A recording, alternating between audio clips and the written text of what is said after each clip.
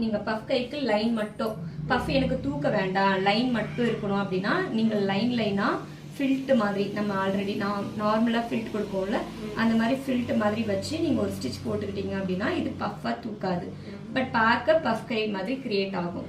இதுவே நீங்க பஃபா தூக்கணும் அப்படின்னா அப்படியே ஆப்போசிட்டா நீங்க ஃபிளீட் கொடுக்கணும். புரியுதா? இந்த ப்ளீட் வந்து ஆப்போசிட் ப்ளீட்டா இருந்துச்சு அப்படின்னா பஃப் வந்து இங்க கிரியேட் ஆகும். இந்த மாதிரி தூக்குனீங்கன்னா கிரியேட் ஆகும். ஓகேவா? இப்போ நான் ஸ்டிச் பண்ணி காமிக்கிறேன் பாருங்கன்றதுனால ஆப்போசிட் ஸ்லீவா கொடுக்குறேன். ஆப்போசிட் ப்ளீட் வைக்கும் போது தூக்க வேணாம் அப்படின்னு வச்சுக்கோங்களேன். இந்த இடத்துல இருக்கிற தையல் இப்போ நான் இந்த பீஸ் வந்து ஈக்குவலா வச்சு தைச்சேன் பாத்தீங்களா? இது ஈக்குவலா இல்லாம அந்த கிளாத் வர்ற மாதிரியே நீட்டா வைக்கணும். அப்ப என்ன ஆகும்னா இந்த பஃப் வந்து சின்னதா வரும். இவ்வளவு அளவு தூக்காது. இதுதான் பஃப் ஸ்லீவ். புரிஞ்சுதா? வரையலாம், இதை இப்படியும் வரையலாம், இதை இப்படியும் வரையலாம். எப்பவுமே ஷேப்புக்கு நான் மெஷர்மெண்ட் கொடுக்க மாட்டேன். சரியா? ஷேப்புக்கு மெஷர்மெண்ட் ஏன் கொடுக்க மாட்டேன்னா நீங்க இந்த ஷேப்பை நீங்க எந்த மாதிரி வேணாலும் வரையலாம். இதுக்கு நான் மெஷர்மெண்ட் கொடுத்தனா நான் இப்படிதான் வரையணும்ட்டு எல்லா பிளவுஸ்க்கும் ஒரே மாதிரி வரைய ஆரம்பிச்சிருவீங்க. அந்த மாதிரி இருக்க கூடாது. நீங்க பிளாட்டா வரையீங்கன்னா அது ஒரு லுக் வரும். ஏன் இதவே நீங்க இதழ் மாதிரி இப்படியும் வரையலாம், இப்படி வரைஞ்சும் நீங்க கொடுக்கலாம். ஸோ ஒவ்வொரு ஷேப்புக்கு நீங்க ஒரு மாதிரி நீங்க இதுல எடுத்து வரைஞ்சிக்கலாம். இதுல நம்ம எல்லாருமே மோஸ்ட்லி ரவுண்ட் தானே கொடுப்பாங்க. நீங்க ரவுண்ட் மட்டும் தான் கொடுக்கணும்னால இல்லை, இந்த மாதிரி ரவுண்டும் கொடுக்கலாம். இதுக்குள்ள ஃபிளீட் வர மாதிரி இருக்கும்.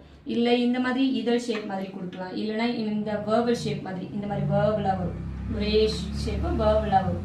அந்த மாதிரி நீங்க கொடுக்கலாம். ஸோ இதுக்கு டிஃப்ரெண்ட் ஷேப்ல நிறைய இருக்கு. அதனால நீங்க இதுல ரவுண்டு தான் வரையணும்னு இல்லாம நீங்க நார்மல் ரவுண்டா நீங்க வரைஞ்சிருக்கீங்க அப்படின்னா இது நீங்க கேட்ட மாதிரி நார்மல் ஆஃப் பஃப் மாதிரி வரும் பார்க்க. ஓகேவா?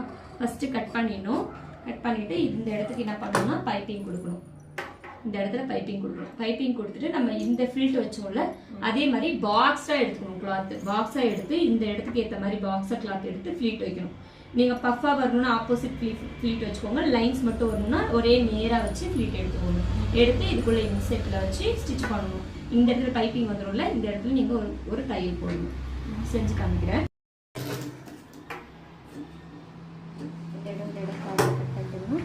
இது வந்து ஹாஃப் பஃப். 2 டைப்ஸ்ல இருக்கும் பஃப் ஸ்லீவ். இன்னும் நிறைய பஃப்ல வந்து நிறைய வெரைட்டிஸ் இருக்கு. நீங்க லேர்ன் பண்ணிக்கிறது இவ்வளவுதான். ஓகேவா? இதுல ஆஃப் பஃப், இப்போ இந்த ஆஃப் பஃப் இதுக்கு கீழே பார்டர் வரணும்னு வச்சுக்கோங்களேன். இதுல பார்டர் அட்டாச் பண்ணணும். பார்டர் வந்துட்டு நீங்க